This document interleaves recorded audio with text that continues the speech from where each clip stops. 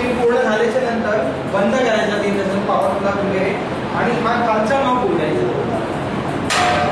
काजू नॉब उघडल्याच्या नंतर सगळा काजू पडेल आपला याच्यामधून तो काजू घ्यायचा आणि 8 ते 12 तास पकडा म्हणजे मिनिमम 8 तास पण चालू शकतात उन्हामध्ये नाही आतल्या ह्याच्यामध्ये. कशासाठी तर त्याच्यामध्ये जे पाणी असतं ना ते पाणी पूर्ण ऑब्झर्व करेल पूर्ण वरचं करतं ते तेल त्याच्या आतमध्ये जो गर असतो तुम्हाला दाखवतो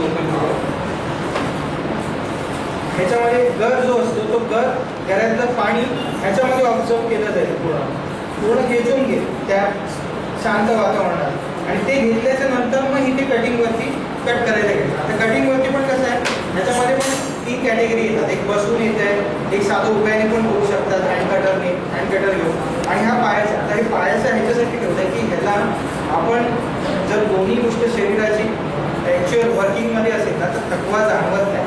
आता एकच कुठली तरी असेल तर बसून मग आपल्या पेन व्हायला लागेल, पाठीमागे कंबर दुखायला लागेल. त्या अनुषंगाने ही मशीन बेस्ट आहे आणि ह्याचं सुद्धा क्वालिटी ठेवलेली आहे की 600 काजूवर जर एका तासात कोण कटिंग करत असेल तर तो नंबर 1 आहे ग्रेड म्हणजे प्रावीण्य आहे, त्या कुशल कामगार आहे याच्यामधलं.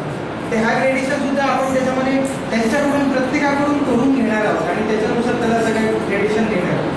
पकडायची ग्रेड सुद्धा बेस्ट आहे, त्याच्यापासून खटका मारायचा आहे आणि हे वर उचलायचं जेणेकरून काजूकर इथून कटिंग होऊन तो खाली पडणार. खाली पडल्याच्या नंतर मग ते त्याचे 2 भाग अशा पद्धतीने केले जातात.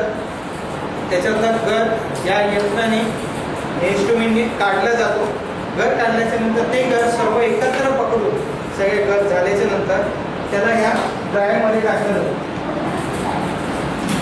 आता ह्या ड्रायरची कॅपॅसिटी किती आहे तर 40 किलो. प्रत्येक ट्रेमध्ये वेगवेगळ्या ट्रेमध्ये तो टाकला जातो आणि तो ट्रे अशा पद्धतीने लावला जातो. त्याला पण सेम सिस्टीम आहे. त्याच्यामध्ये ट्रे टाकल्याच्या नंतर टेम्परेचर सेट करायचं, 6 तास याला चालू द्यायची. याची मेन बेनिफिट याचा असा आहे की समजा लाईट कनेक्शन कधी काही करंट एक्स्ट्रा जातो तर हे लगेच ट्रिप पण होत आहे.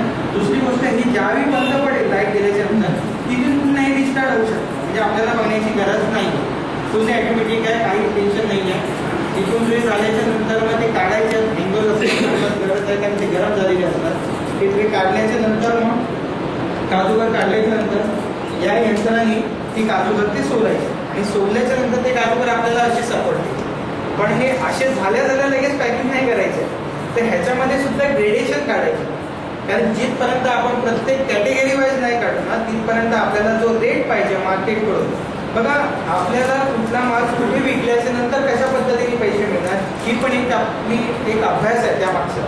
कारण तुम्ही जर W180 खायला घेतला तर ते टेन्शन नाही आहे म्हणजे त्याच्यामध्ये तुम्ही जास्त कमवू शकणार नाही. पण तोच W180 ओबेरॉय आहे किंवा ताज हॉटेल आहे मोठ्या मोठ्या 5 स्टार हॉटेलमध्ये जर प्रोव्हाइड केला तर तुम्हाला चांगल्या पद्धतीने रेट मिळू शकतो. दुसरी गोष्ट म्हणजे त्याच्यामध्ये ज्या बेबी कॅटेगरीज आहेत त्या बेबी हॉटेलवाल्याला लागतो म्हणजे ह्याचा वेस्टेज म्हणाल ना काजूमध्ये ते एक तुकडा सुद्धा होत नाही.